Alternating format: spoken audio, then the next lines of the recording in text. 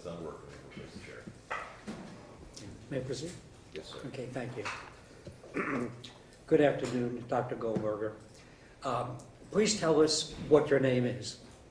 My name is Bruce A. Goldberger, And for the record, would you please spell your first and last name? B-R-U-C-E, G-O-L-D-B-E-R-G-E-R. And what is your present occupation? What are you doing right now? I am a professor and director at the University of Florida in the College of Medicine in the Department of Pathology. Are you now kind of in the process of retirement, getting out of the field? Yes, I've been practicing forensic toxicology for over 40 years. I've been at the University of Florida as a forensic toxicologist for about 30 years. And in my transition to retirement, I currently live in Utah. Okay. Tell the jury, please, what is your educational background? I'm going to get to your professional work experience, but your educational background. I have a BA degree in zoology and a master's degree and a doctoral degree in forensic toxicology. Got my doctoral degree a long time ago, Okay. 1993. And how about your professional work experience after your education? What did you do? The only position I've held professionally after I got my degree was a professor at the University of Florida. Of course, I began as an assistant professor and then I was promoted to professor. Okay. Now, I'm going to ask you a very broad question that I think calls for a broad answer, but what I want you to do is tell the jury your training, your education, your experience in the field of forensic toxicology. Well, first of all, let me back up. What is forensic toxicology? Then I'm going to ask you all that other stuff. Toxicology is the study of poisons, and my life's work has been forensic toxicology, which is basically the practice of toxicology for the purpose of the law. So the work that I've done over the years has the potential to be litigated, like in deposition or in the court. Okay. Okay, now please tell the jury your training, education, experience in the field of forensic toxicology. So I already mentioned my undergraduate and graduate degrees. My graduate degrees are from the University of Maryland in Baltimore. And soon after getting my graduate degree at the University of Maryland, I moved to Florida as an assistant toxicologist, and I started a postmortem toxicology laboratory working with state medical examiners. So in my career as a laboratory director, I worked over 70,000 medical examiner cases for state medical examiners. Also worked a few cases for law enforcement and for other people interested in toxicology. And when you say work medical examiner cases and some cases law enforcement, what does that mean? Tell the jury what that means. I was the director of the laboratory, had a staff of about 8 people, primarily chemists and other toxicologists who would assist me in the work. But we would receive samples from decedents, dead people, and those samples were tested for alcohol and drugs. Now, what about the various boards or committees that you've been on or are on? Over the course of the years, I've been very active professionally. I was president of the American Academy of Forensic Sciences, president of the Society of Forensic Toxicologists, and I am the president of the American Board of Forensic Toxicology, although I'm retiring from that position on July 1 of this year. And what are working groups? Working groups are groups of peers that work together to create policy, for example, and I was a founding chair of the scientific working group for forensic toxicology, and I've been a participant of many working groups over the course of my career. And are you a board certified forensic toxicologist? Yes, I'm a fellow of the American Board of Forensic Toxicology, and I have been for several decades. And what does it take to become board certified? Well, first of all, what does board certified mean? And then what does it take to become board certified and maintain the certification? Board certification is something that's well known in the profession, including the legal profession, but also in the medical profession and also in my field of toxicology. So basically, board certification is a process whereby you have to establish your credentials in the field, and that includes your educational credentials and then your training and experience. And if you meet all those criteria, then for a real board, an accredited board, for example, like the board I am president of and certified by, you need to take an examination. And then to maintain your certification, you need to participate in continuing education to keep up your competency in the field. So that's what I've done. Okay. And you've mentioned that you're the president of the American Board of Forensic Toxicology? Yes. What is the American Board of Forensic Toxicology? The ABFT certifies practicing forensic toxicologists. Board certify about 525 certificates in a variety of disciplines, including working in a urine drug testing laboratory, working in a DUI or crime laboratory, as well as working in postmortem forensic toxicology. Have you previously testified as an expert in the field of forensic toxicology? Yes. And how many, would you give us a sense of how many times you've so testified? In court, about 425 times. And let me ask you this question. During the course of your long career, have law enforcement agencies, and I'm really more now referring to when in Florida, at the University of Florida, as director of the laboratory, have law enforcement agencies consulted with you in cases involving DUI manslaughter? Yes, mostly the Florida Highway Patrol, but other agencies as well. And tell us about that. I mean, why do they consult with you? What are the questions, the issues? I mean, why does that happen? Well, principally or mostly, they would receive a toxicology report and they need some assistance in understanding the significance of the findings. I would review with them the evidence from the field, the findings from the investigation, as well as the toxicology report, and try to help them contextualize the toxicology results. So sometimes the results are clear, and sometimes the results are uncertain. And I'm going to talk about that contextualization in a couple of moments. What notable cases have you been involved in testifying in? Here in the state of Florida, I've assisted with the investigation of the death of Kelly Anthony? Yes, and testified in the case, the state's case against Casey Anthony. Outside of this state, I worked for the defense in the case of the federal government versus Roger Clemens. And actually here more locally, I worked the case involving Trayvon Martin. Okay. And in the case involving Roger Clemens, what was your participation? My work was actually, in that case, not involving toxicology at all. I was looking at the evidence in that matter, the scientific evidence that was presented by the federal government to allege that, or charge, Mr. Clemens with perjury. Okay, and you were, and just to be clear, you were a defense consultant in that case? I was a defense consultant.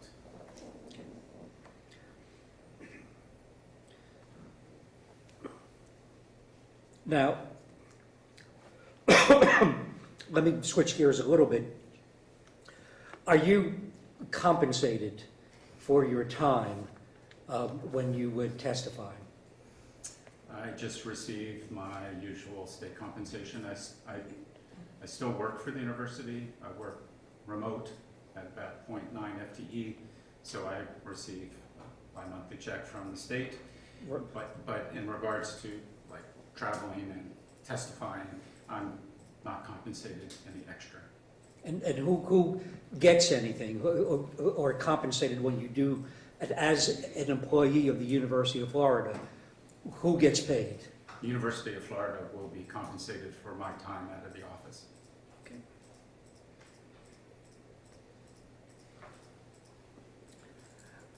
Now, tell the jury, and you may have touched upon this a few moments ago, but what does the field of forensic toxicology encompass? Forensic toxicology encompasses a wide range of areas of practice, including postmortem forensic toxicology, alcohol and drug driving toxicology, as well as toxicology applicable to a drug-free workplace. So those are the three main areas of practice. Okay.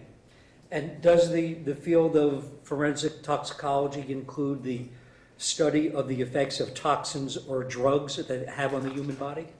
Yes, in order to become a forensic toxicologist at the doctoral level, it does require the study of pharmacology, which is the action of drugs in the body, as well as toxicology, which would be the study of the adverse effects of substances on the body. So I've studied both, I teach both, and I'm certified based on the fact that I have this prerequisite training. And tell the jury, what is a toxin? A toxin is any substance that can produce an ill or harmful effect on the body. It could be water even, where I've worked cases where children are forced to consume water and it results in water intoxication and even death. That's rare, but most of my work as a toxicologist is looking at alcohol and other substances like stimulants and sedatives. Okay. Which then means that methamphetamine could be a toxin. Yes, and we use multiple terms. You might hear it referred to as a drug or as a toxin. These days we also refer to it as a substance. And tell the jury, well, first let me back up and ask you, is methamphetamine a stimulant? Methamphetamine is a central nervous stimulant, so it acts in the brain. All right. And although the word is somewhat obvious, but let me ask you the question, what is a stimulant? A stimulant is a substance that causes stimulation of our physiology and our actions, our brain. So some examples might be an increased heart rate, blood pressure, and respiration. It might also result in the end, convulsions or seizures. These substances can kill.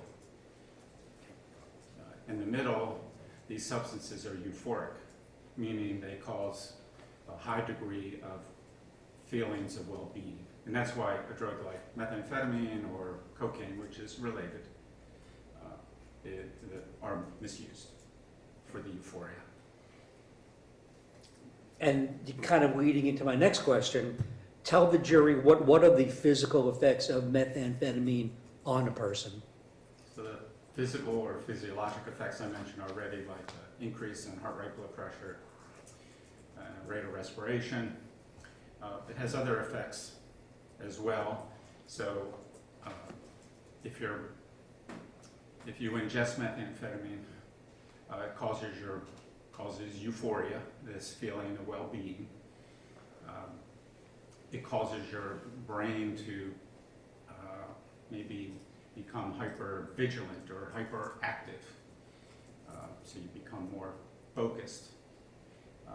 But it also causes a loss of normal faculties, like you lose the appreciation of danger, for example.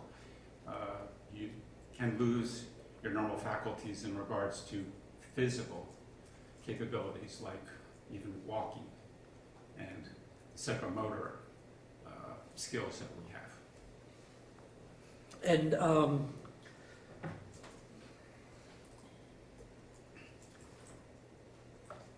let me ask you this. I'm going to get it. You referred to contextual a few moments ago, and I'm going to ask you questions about a contextual analysis.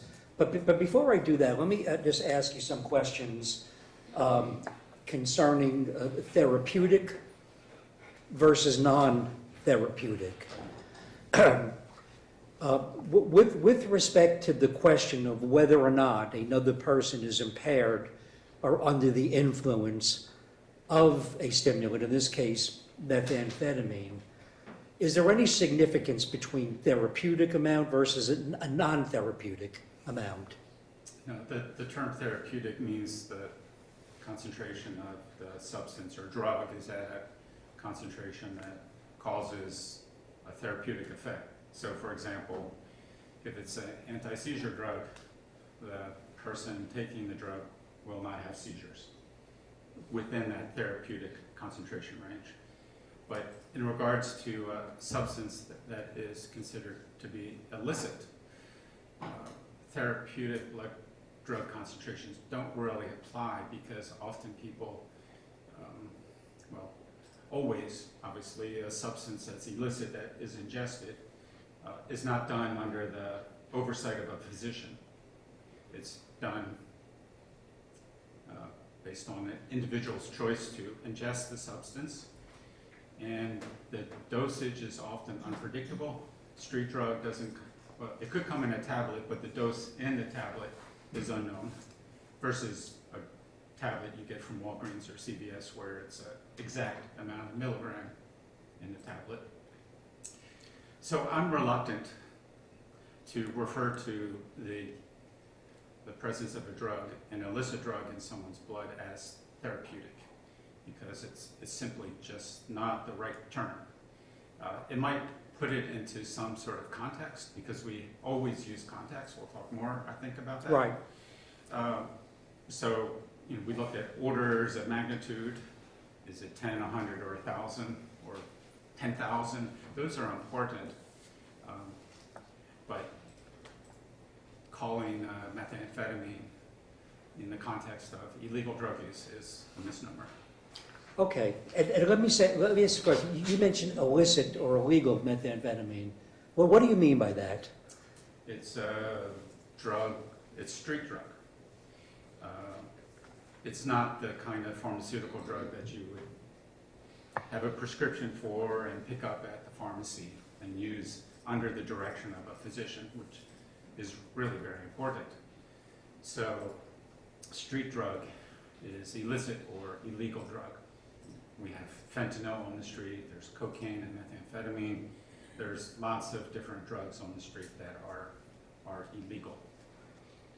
And I'm not referring to this particular case, but just in general, just because a person may have a, quote, therapeutic amount of a particular drug in their system, does that mean necessarily that they will not be impaired or influenced by that drug? No, not at all. And tell the jury why. Well, the way that I respond to a drug is different than you will respond to a drug.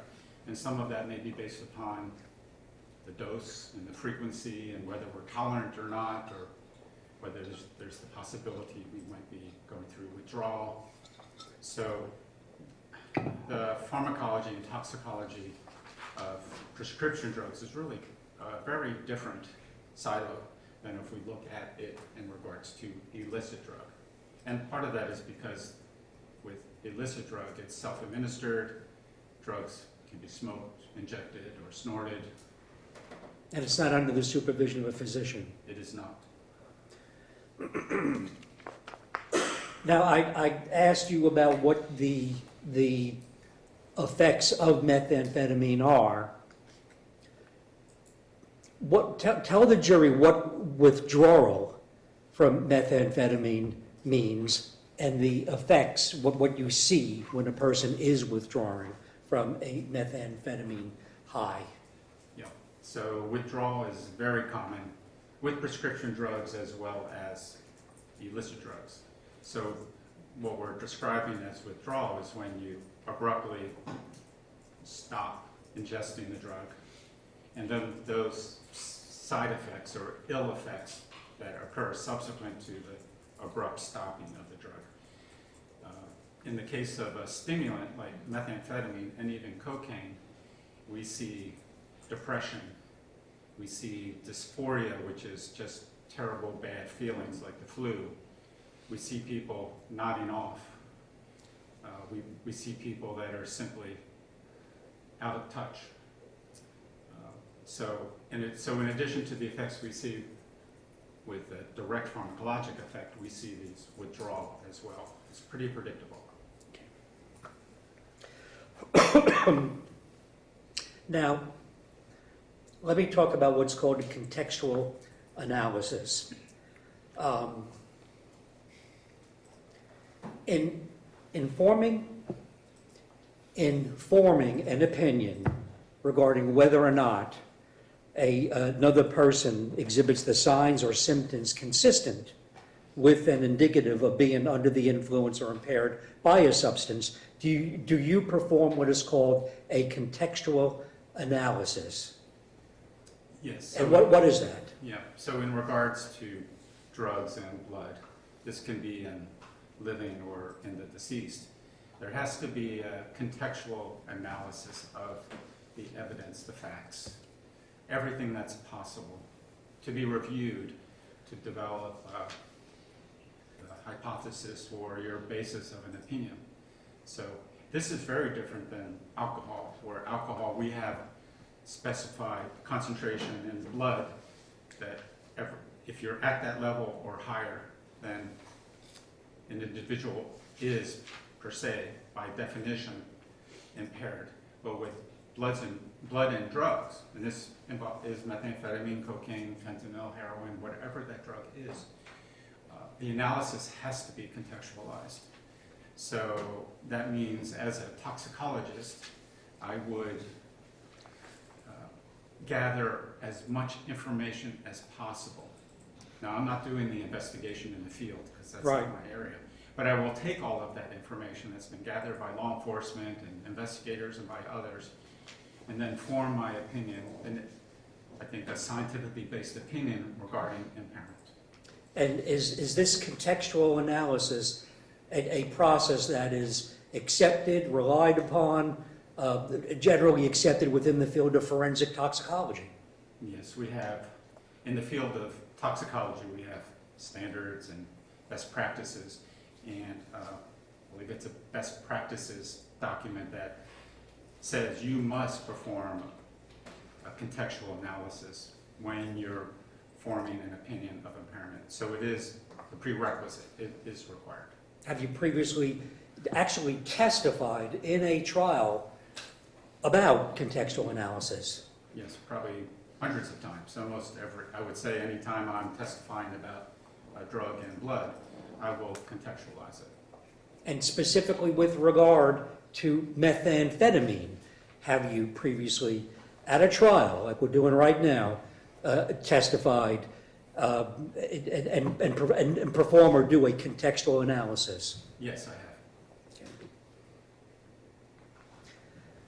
And tell the jury, in the case of, well, in any instance where you're doing a contextual analysis, including one where methamphetamine is involved, what are the things, I mean, you mentioned you consider everything, but what are the typical things that you would consider in a contextual analysis? I would look at evidence pre-incident or pre-crash. I would look at the crash, and then I'd look at evidence collected post-crash. All of that's really important. Okay.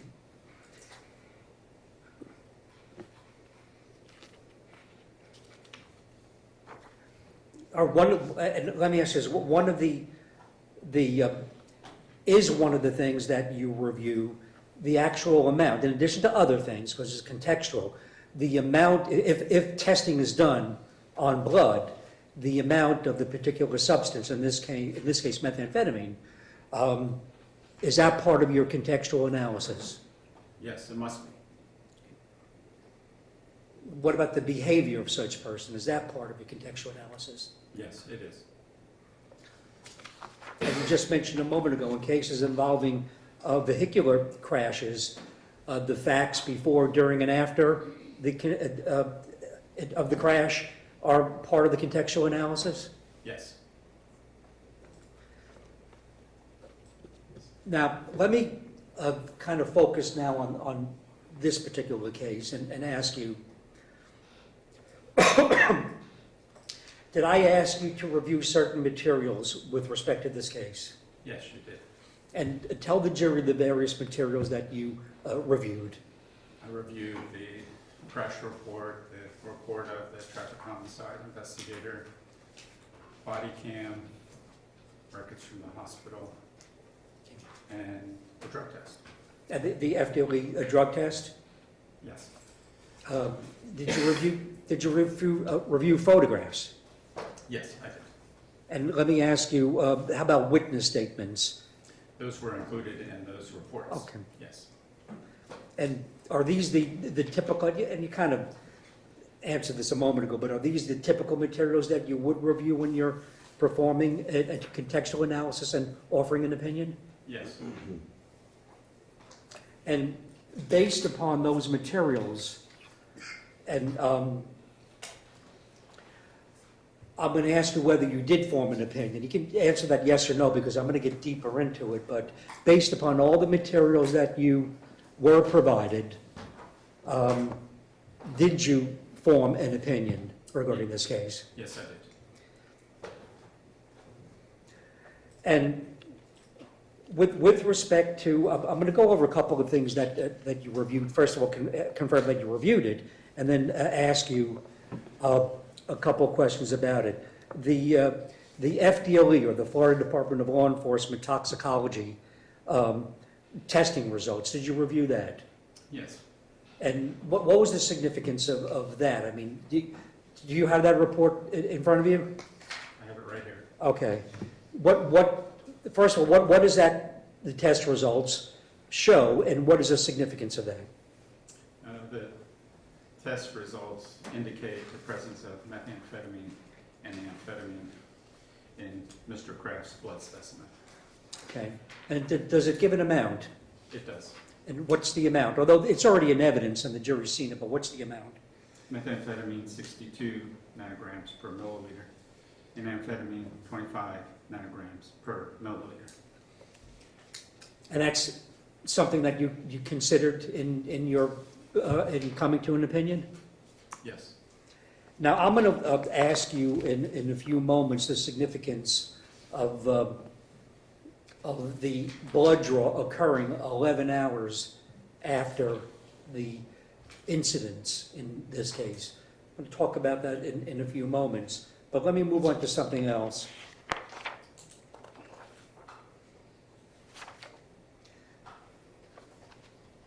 The body camera video that you reviewed, what is the significance of that?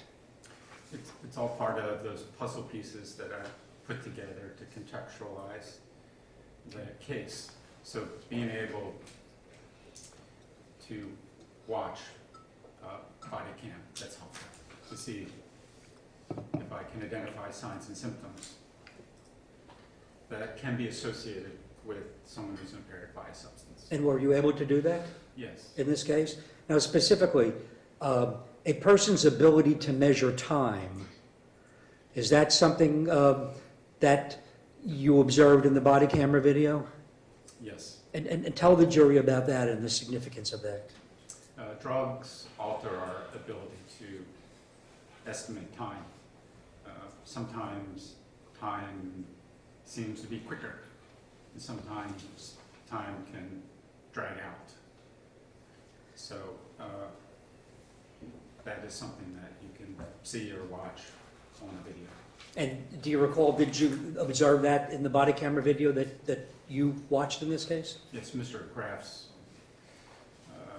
measurement of time was off. Okay. And what about psychomotor performance? What is that? First of all, tell us, what is psychomotor performance? That's the term that we say the ability to walk and talk. So can you walk? Can you talk? Can you stand on one leg? Can you walk the line, turn around, and walk back? All of these exercises we're familiar with. That's basically a measure of psychomotor performance. And did you observe in the body camera video that you watched anything significant regarding Mr. Kraft's psychomotor performance? Yes, for example, touching the nose.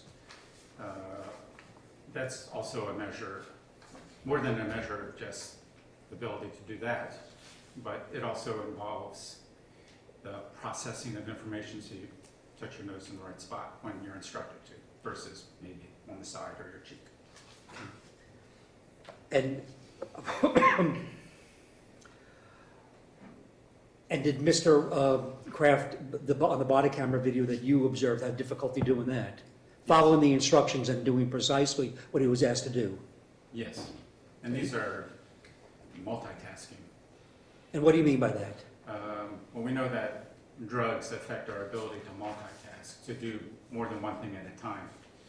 So ordinarily, if someone tells you to maybe count from 100 back or touch your nose, things like that, it's more than just the action, but it's the processing of the information that is the basis for the action.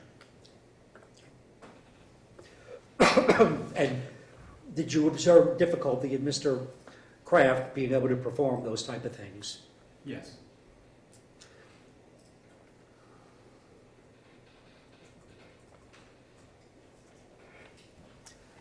And we talked about the withdrawal symptoms, and you may have mentioned this, dysphoria. Well, what is dysphoria? I'd say the most common definition of dysphoria is not well, or some people might describe it as like you have the flu. The dysphoric feelings associated with stimulant withdrawal would be depression. There can be clinical depression, but there can also be depression of the normal faculties. So that's an important element in withdrawal. Okay. Including the nodding off and falling asleep? That's depression. That's right, the nodding off. Now, tell the jury what does the half-life of a drug mean? And in particular, let's say methamphetamine. What does a half-life mean? Half-life generally is the term that describes the time it takes to go from a concentration to half of the concentration, to go from 100 to 50, or 50 to 25. And it's that time that it takes. So the half-life varies in a person to person. Half-life of methamphetamine, typically 10 hours. It could be longer. So, so we can use the half-life to estimate what a blood concentration was beforehand, before that blood draw. Now, in this particular case, if the crash occurred, let's say around approximately 1 p.m., and the blood was drawn approximately midnight, 11 hours later, and looking at the test results of 62 nanograms per milliliter, Yes. if you have that 11-hour time span, and once again, doing a half-life calculation, if I can call it that, a half-life calculation, can you give us some sense of the amount of methamphetamine in Mr. Kraft's blood or system 11 hours earlier than when the blood was drawn, 1 o'clock in the afternoon? So about double the concentration, about 120, assuming that he didn't ingest any methamphetamine post-crash. Okay, And I'm not aware of any evidence that he'd done that. okay. And let me ask you this. If the half-life of methamphetamine was 4 to 5 hours, what would be the concentration of the amount 11 hours before the blood was drawn at 1 p.m.? I mean, 11 hours from the time of the blood being drawn, going back to the time of the crash at 1 p.m. Around 200, it's an estimate, Okay. 200 nanograms per milliliter. Is that a large amount? Or it depends upon the person, I guess. Well, it does depend upon the person, and don't forget, it has to be contextualized. Right. Right. So And I'm gonna ask context you- is everything. Okay.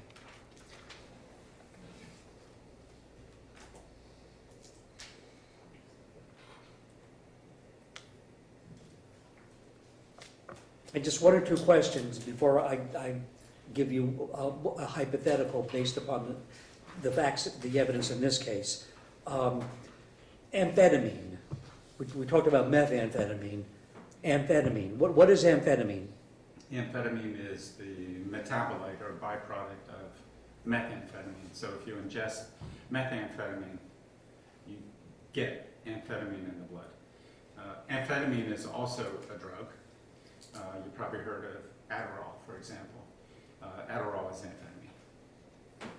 And is that a stimulant? Yes, it is a stimulant. Is that a controlled substance? Yes, it is. Is amphetamine a powerful stimulant? I consider it a strong stimulant, Okay. yes, particularly if it's misused. And methamphetamine, obviously, is that considered a very strong stimulant? Yes, it is. And let me get back to one other question regarding, well, not really therapeutic, but prescribed. Prescribed, well, first of all, is methamphetamine a prescription? I mean, can you get methamphetamine by way of a prescription? Yes, there is a prescription form of methamphetamine. It's called L-methamphetamine, and it is available only by prescription. It is, however, rarely prescribed because of the misuse potential. And what's the brand name of that? Digoxin. Okay. And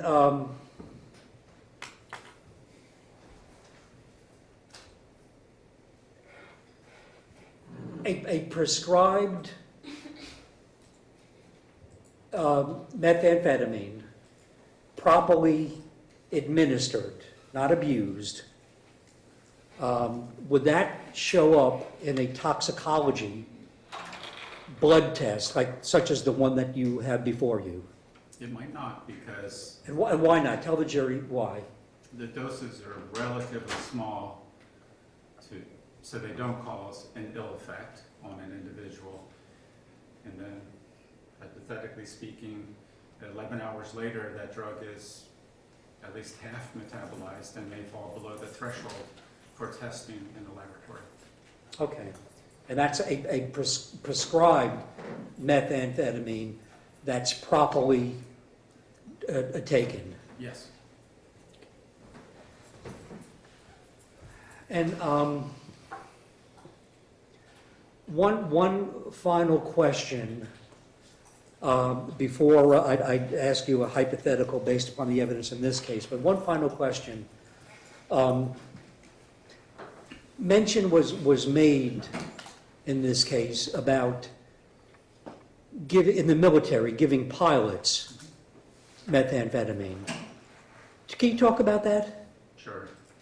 I don't know if it's still used, but back in the day, talking 20 years ago, 30 years ago, the military would, and when I say military, it's primarily the Air Force that would give their pilots small doses of methamphetamine, the legal form of methamphetamine, to keep the pilots awake. So an example was during the Iraq War, where the pilots were flying from someplace in the Midwest, all the way to Iraq.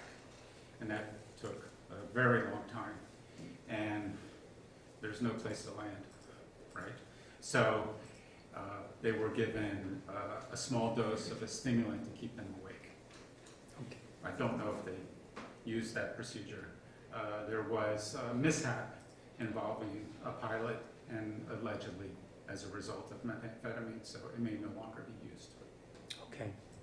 And obviously, you don't recommend anyone taking non-prescribed or even prescribed methamphetamine for the purpose of just being able to drive and stay awake and...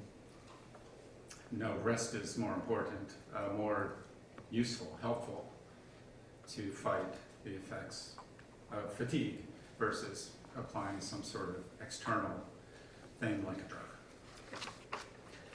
Okay, now let me switch topics.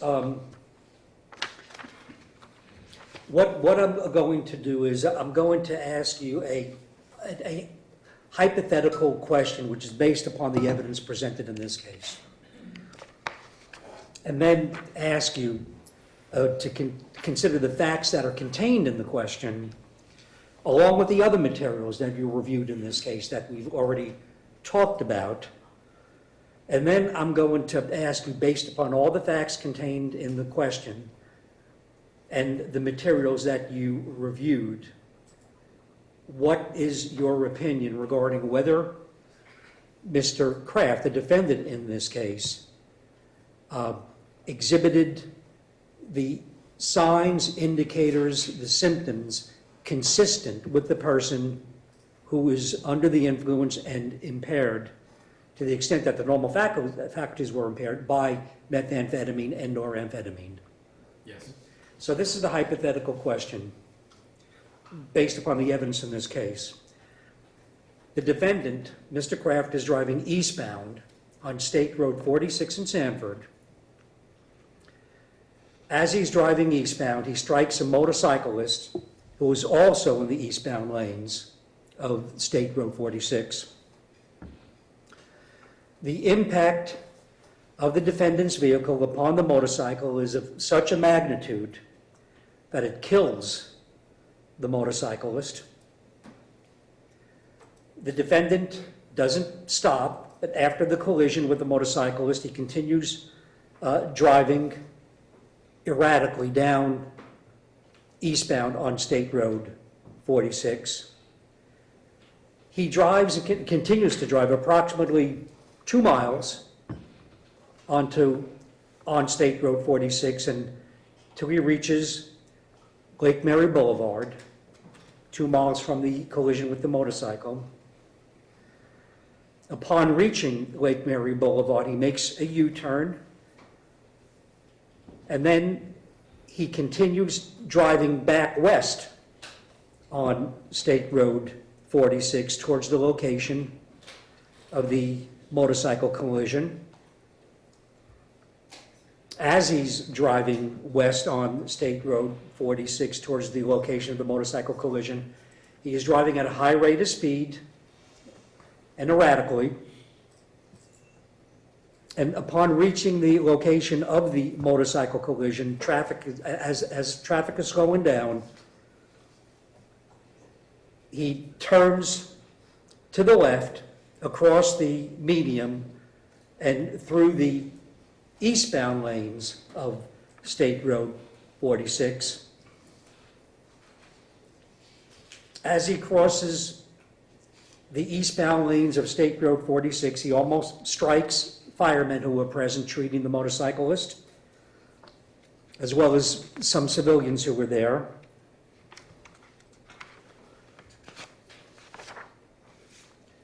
And he strikes a lady by the name of Jenica Campbell, ejecting her into the air for several feet, killing her. Then he continues, the defendant continues to drive his vehicle and runs over Jenica Campbell at the location that she came to rest after being ejected into the air,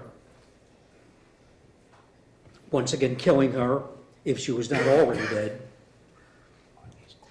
After striking and killing Jenica Campbell. The defendant continues to drive his vehicle over and through a fence near the airport property.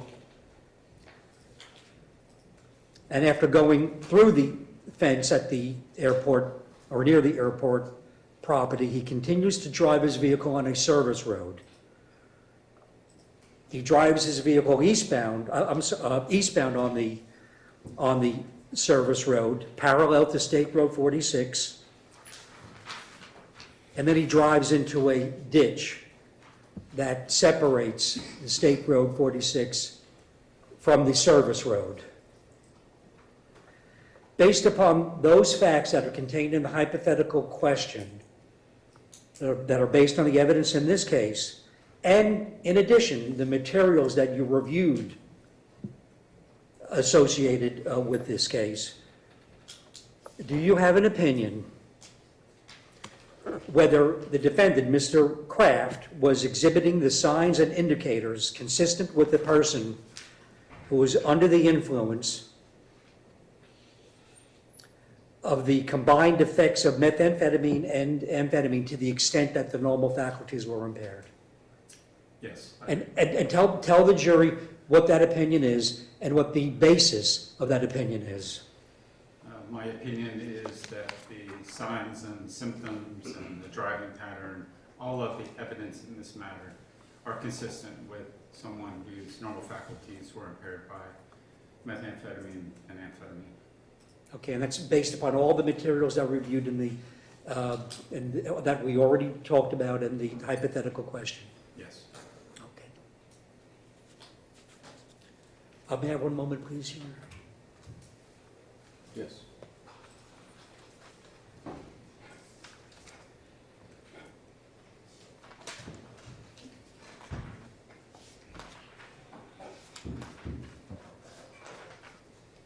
I have no further questions, Your Honor. All right.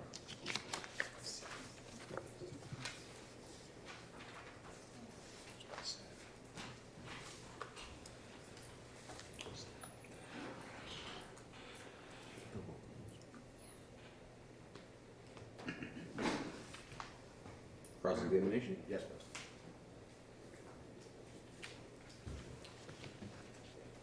Good afternoon, Dr. Goldberger. Good afternoon. So you are currently the director at the at University of Florida Department of Pathology. Yes, professor and director. Correct. And you're in the process of retirement. I am. Congratulations. Okay.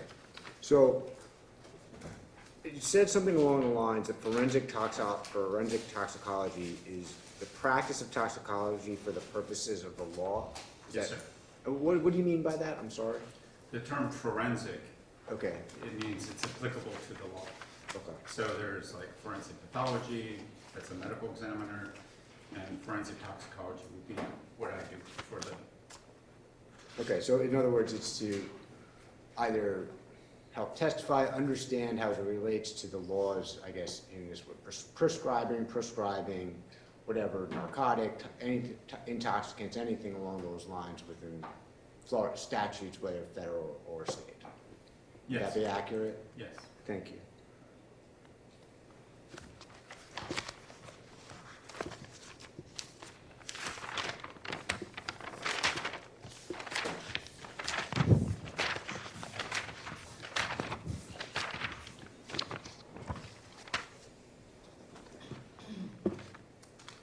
Now,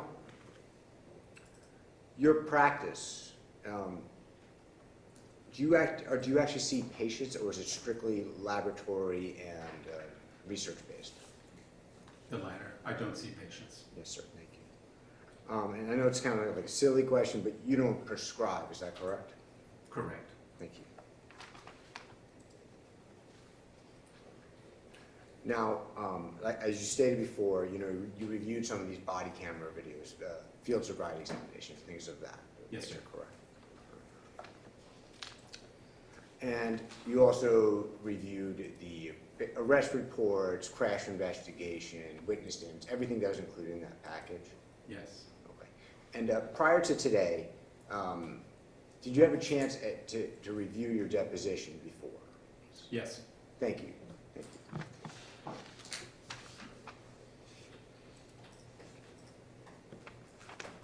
And I think you said earlier, you've never been in the field, you've never conducted a field sobriety examination on a live person. I have done field work with Florida Highway Patrol. Okay, so you actually done the FSEs with people? I've watched. Okay, yes, sir. I've been there during, I've been at some traffic stops. Okay, thank you, sir. Now, I know you testified over 400 times, is that correct? Yes, Okay. And, you know, your fees are paid directly to the University of Florida. they are. Is that including this case as well? Yes. Now, I know you said you consulted on the Roger Clemens case for the defense side. What other defense work have you done?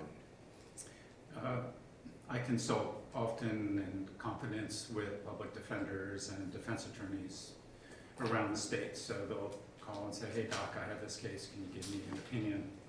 I've worked with quite a few criminal defense attorneys. Yes, sir. Have you ever testified like you are now for the defense? I have, yes. Thank you. About how many times, if you recall? It's only going to be a guess, maybe. Still, like 400 times is a lot, so I don't expect you to guess. It's probably like 20 times. Thank you, sir. I appreciate that. Now, I know you said you've been on the site. You don't have any certificates regarding, you have a lot of credentials, but any field sobriety examination accreditation, anything like that? No, I'm not a certified FSE or DRE. And I think they heard it before, but DRE stands for Drug Recognition Expert. Yes, sir. Thank you.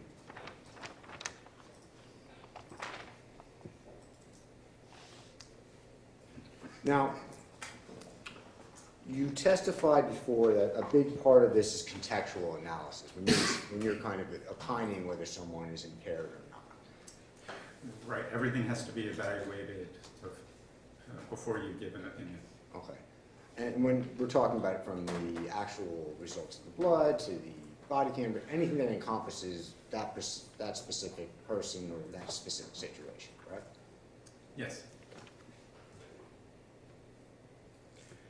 Now, I want to talk about, I know there were some questions about therapeutic and basically illicit. And you basically said you put them in two different silos. So for you, they're totally different things. If they're prescribed under the care of supervision of a doctor, it could be therapeutic. Anything that not anything that isn't prescribed, you really can't apply that conversation, correct? Yes. Okay, just want to make sure. So I want to ask some questions about, and I know this is just only one part of it, but I want to be specific. That let's just assume the hypothetical that, let's say there is a legally prescribed under the supervision of a doctor, and then like in this case, I think you said it was 0.62 nanograms per milliliter. It's 62 nanograms. I keep wanting to say 62. Sorry. 62. 62. Let's just say hypothetically, and not in this case, but that number, 62 nanograms, and it's prescribed. Is that therapeutic? In other words, it's within the silo of under the supervision of a doctor, etc. It could be, yes. Oh, thank you. And again, just to clarify, that depends on the person, their history, their tolerance, things along those lines. And dose and frequency of dose. And in fairness, the size of the person as well. Yes, of course. Thank you.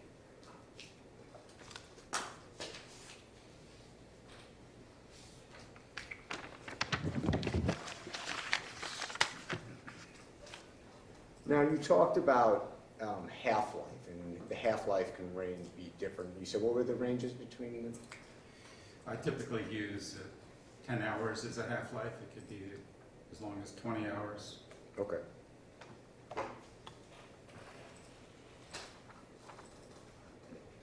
Where do those half-lives come from? They would typically come from clinical studies. So in the case of prescription methamphetamine, there are clinical studies that characterize the kinetics. Do some of these studies, I think, are listed in a book of disposition of toxic drugs and chemicals in man? Is that? Yes. Okay, thank you. And that is can you tell the jury what that is? Disposition of toxic drugs and chemicals in man is a large reference book that has over 1,000 monographs pertaining to different drugs. In my retirement, I'm the new editor of that book. Fair enough. Okay, so we talk about the half-life. It can be different in each person, and there's a variable. What is the variable? One main variable will be the genetics. So my genetics are different than your genetics. So the way I process a substance will be different than the way you process a substance. Some people metabolize faster than other people. So only way to be sure what the half-life is to actually do a study, administer a dose of the drug, and then do repeated blood measures and characterize the concentration. And there's formulas to calculate the half-life. I'm not going to ask you about any formula, so I'm not. But when we talk about the rate, the half-life, we're talking about, you said different metabolics. We're talking about the metabolic rate for each individual, correct? That's right. My metabolic rate is different than yours. Okay. And that's, so in other words, it is hard to, is it basically impossible to know exactly how much a drug breaks down in each individual? I know you said you have estimates, but the exact amount, unless you did studies, of course. Unless you do a study with that individual with specified conditions like dose. Right, it's only an estimate.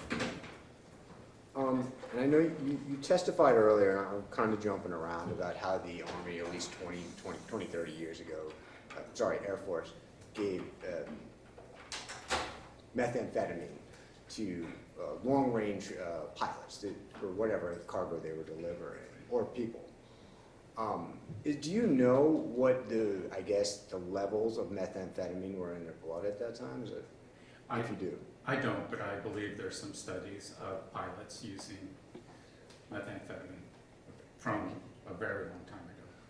Why would they give methamphetamine to pilots? Well, there was an issue with fatigue when they were on these long flights. And at the time, they thought that was the best. Okay. So methamphetamine, if prescribed correctly under the supervision of a doctor, could reduce fatigue? Yes. Okay. And again, I want to say this is under the silo of prescribed by a doctor, administered by a doctor, supervision. It could make them more aware, or the pilot more aware, more of their surroundings. Yes.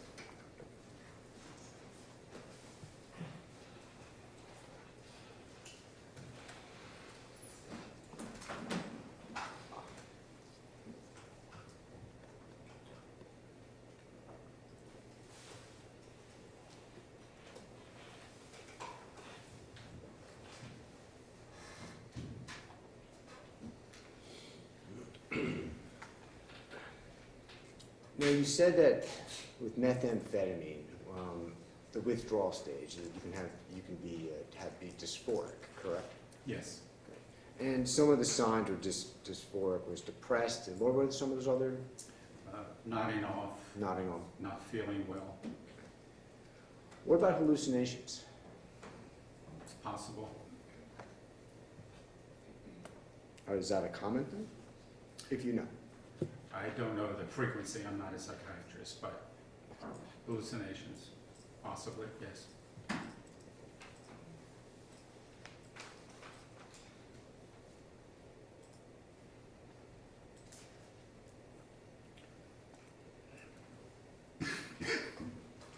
Now, some of these symptoms, now, I want to know, as far as your contextual analysis goes,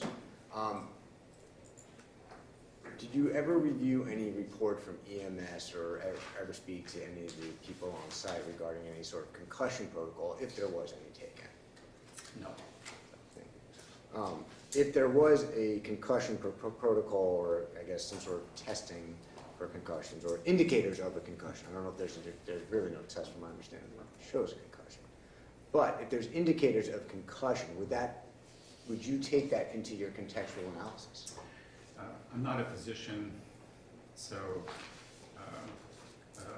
concussion injury is not my area. I would, if there was evidence, I would admit that there was evidence, of course, but I don't know if there is evidence in this case. Well, let me ask you this. So let's just say hypothetically that, and this is total hypothetical, not forgetting this case, forgetting Mr. Kraft. Let's say there's evidence of concussion. Is that something that you would consider in your contextual analysis? I have in cases where there was no evidence of a concussive injury and could be ruled out. So my opinion was based on the evidence without a concussive injury. Okay. But could you, I guess, you made that opinion without, but let's just say there's evidence of a concussive injury. Is that something you would consider, or is that outside your expertise? The impact of it is outside of my expertise, but I would be willing to say that it has an effect. Okay. As part of your contextual, now going back to Mr. Kraft's case, as part of your contextual analysis, you talked about driving patterns. Okay. And I just want, are you aware of about how fast he was going, or how fast the witnesses were saying he was going when he crashed into the ditch? I don't remember exactly, so I don't want to misstate the evidence.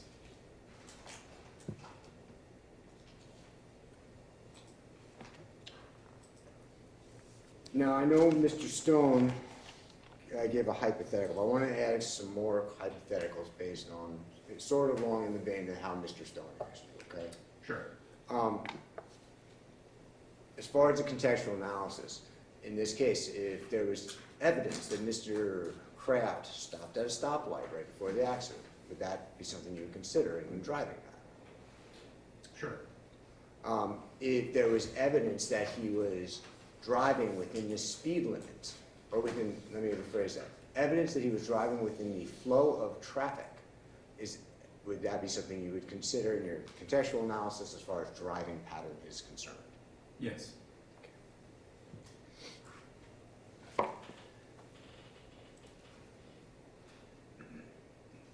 Now, I know in the hypothetical that Mr. Stone, it's not even a hypothetical really, that obviously that there was, you're aware that somebody was hit by his vehicle, correct? Yes. Now, going back, if he drove around the vehicles that were blocking the gate to get through the gate and did so successfully, would that be something you would consider in your contextual analysis as it relates to driving pattern? Sure. Thank you.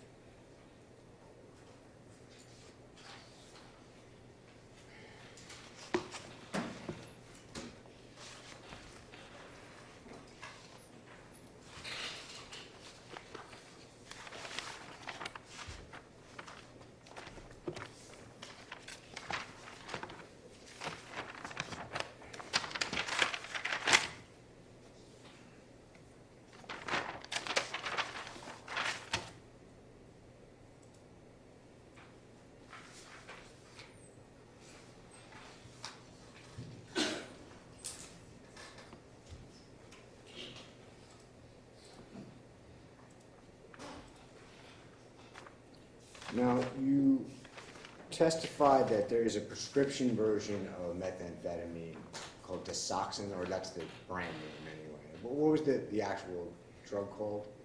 L like in Lucy, methamphetamine. Okay, thank you. But that when we use the word L-methamphetamine or Desoxin, we're talking about the same thing, but just one is how it's sold. Right. One's the trade name and the other is the chemical name. Now, you said that, and I'm just asking for hypothetical purposes, that if someone is prescribed Desoxin or L-methamphetamine, that it wouldn't show in the same type of analysis that was given to Mr. Kraft? Or it could show? It may or may not, but if it's a small dose, like 10 milligrams, let's say administered in the morning when the drug is often administered before someone starts their day. By the nighttime, it may not be measurable. And it depends on the threshold as well. When you say threshold, what do you mean by threshold? I'm sorry. Like there's a threshold and it might fall below the threshold, so it's not detected. Above the threshold, it would be detected and reported. What about like I guess a 30 milligram dose? Would that show up? It might.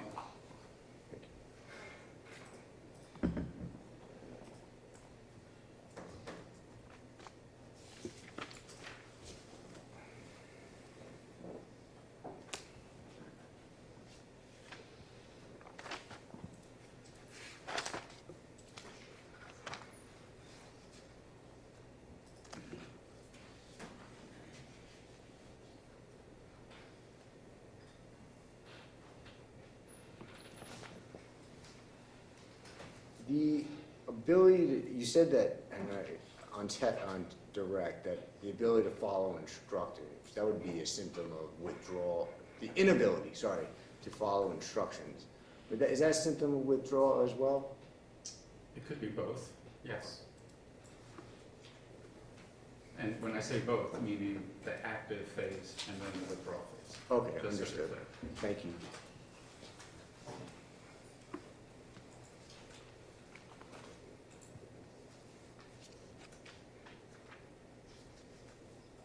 Now, I wanted to talk about something. You said that, the inability to touch the tip of your nose could also be a sign of withdrawal or impairment. It's basically an indication of impaired faculties. Okay. So, because we can normally touch the tip of our nose, but when our faculties are impaired, that becomes difficult to do. Now, you said you used an example of if someone touches their cheek. Yes. Did that occur in this case, based on your analysis? No, Oh, it did not. okay, thank you.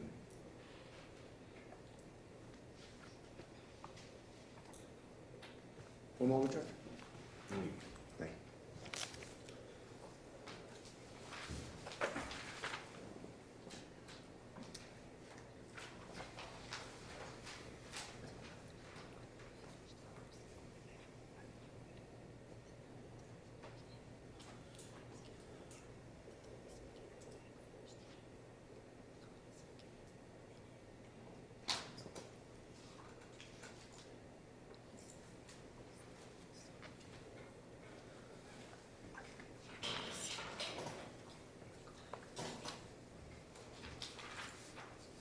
Couple more questions.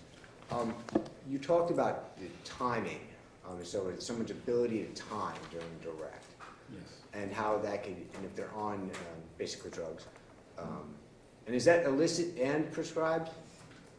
If they're, well, my answer would be yes, assuming they were impaired by the prescribed drug, like Yes. they took too much. Yes, sir.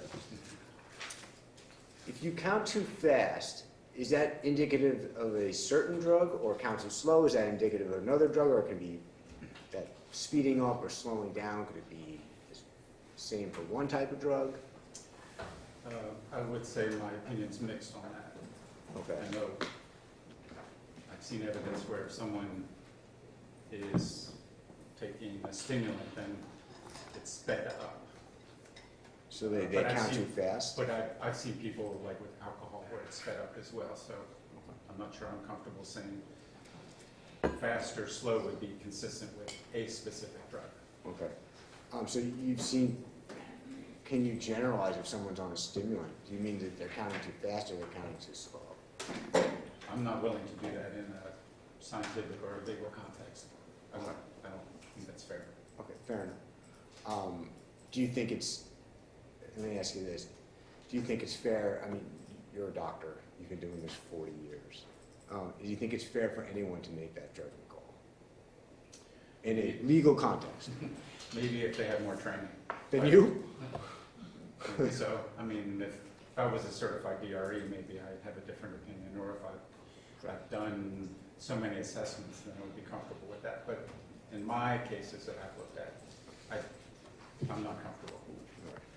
I don't have any further questions. Thank you very much for speaking to me, Doc. Sure, thank you. Thank you. All right, any reader? Yeah.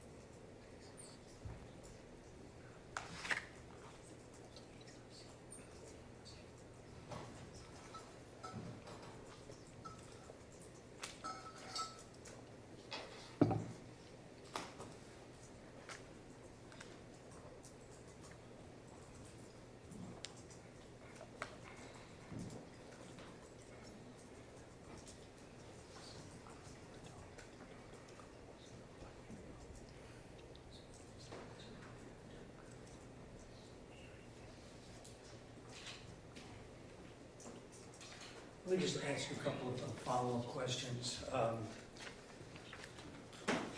Can a person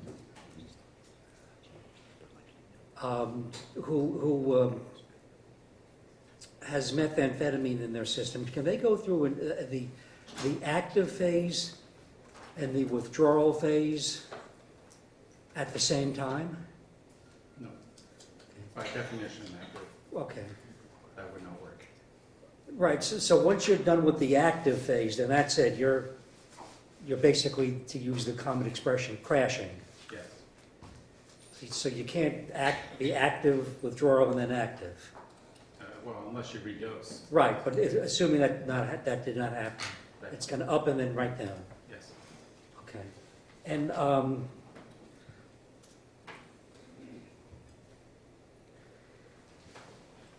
And also touching upon something that I asked you about and Mr. Schoenberg asked you about, with respect to being intoxicated on a drug. I think you kind of touched upon this or alluded to, or actually said it earlier. Time can be, it could be fast. Your sense of time can either be fast or it could be slow. Is that a fair statement? Yes. And why could that be? It's basically your perception. So if your brain is slowed, and it might be that your ability to count would be slowed, and then opposite if you're taking a stimulant. But I don't have any field experience with that to say one way or another. Okay. As it would apply to this case. And what does it mean when someone is metabolizing a drug? In this particular case, let's say methamphetamine. Yeah. So if I ingested methamphetamine, my body, my liver is going to convert some of that to amphetamine as a way to rid the body of the drug. Okay. And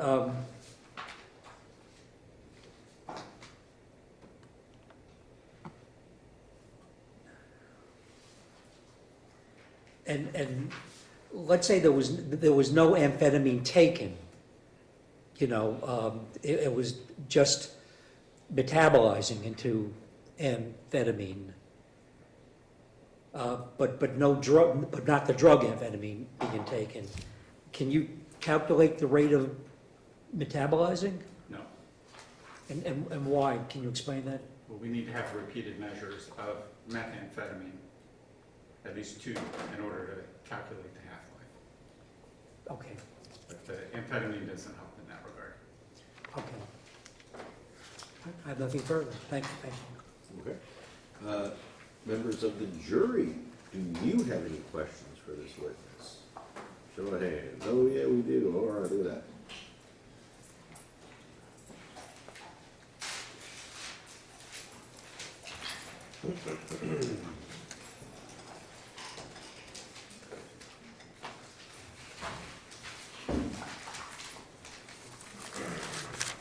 Thank you.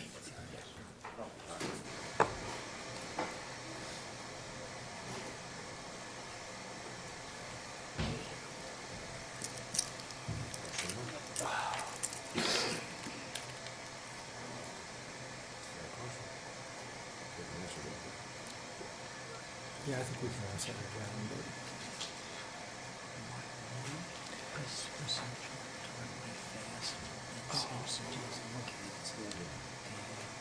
Okay.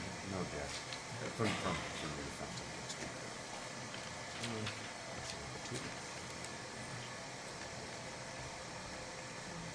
This person is what? What's that? Version of methamphetamine is used to treat what conditions? Okay, yeah.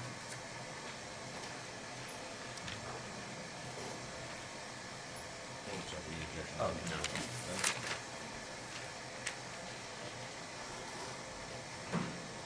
What's that say? At the case? At the rate Oh, of methamphetamines and amphetamines projected at the time of the incident, can you expand upon the effects of this on the individual when driving, even if prescribed is driving advisable? What symptoms did they display at that level? I don't know. I don't know, it's a, I asked about the, yeah, it's a good question. No objection. No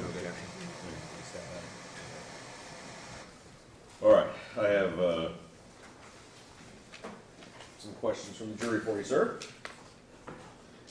In no particular order. The prescribed version of methamphetamine is used to treat what conditions? ADHD and ADD. Okay. And what would perception of time being fast then slow suggest?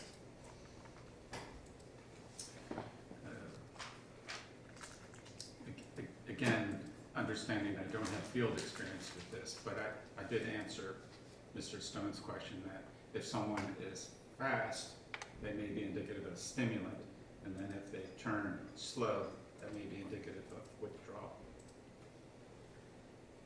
Okay.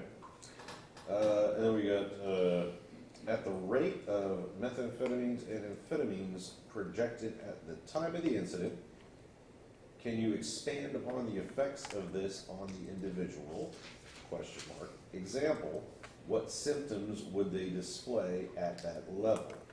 And then it sort of goes on question mark, you know, when driving, stuff like that. And then I've got another one. So a drug like methamphetamine, I've talked about this a little bit, is a central nervous system stimulant drug that does impair normal faculties. So it does affect one's ability to literally operate a vehicle. It does affect one's ability to judge. Often people have greater self-confidence and they can't appreciate an emergency. Judgment is affected. I can't quantify all of that in a way that you might like me to quantify. That's why it has to be done overall in context. All right. And you've kind of answered this, but I'll go ahead and ask anyway. Even if prescribed, is driving advisable, presumably on methamphetamines and amphetamines? Yeah, and that's a really good question. I would say that, okay, if we have an adolescent who's prescribed methamphetamine, they would be instructed by the physician that for the first few days, actions like driving a motor vehicle or operating heavy machinery needs to be done with great caution. But then at those doses, there would be no long-term ill effect. So they could continue to take the drug, like people do for ADD and ADHD, and function completely normal. So not impaired. All right. Were there any more questions from the jury? All right. State, did you have any follow-up on those questions? No, no. All right. Defense, did you have any follow-up on those questions? One just brief one. Okay. Just one question. I just want to clarify that, again, and I think you just said it in a different way, but if methamphetamine prescribed under supervision of a doctor, it can improve cognition, in other words, i.e. improve the ability to operate a plane, a car, whatever it may be. It can. I'm not sure it's legal to actually be a pilot and use methamphetamine. I don't know the rules. You'd have to check with a flight surgeon. But every day, people we know, kids in school, it's okay. Okay. Thank you very much, John. All right. May this witness be excused? Yes, sir. All right. Thank you, sir.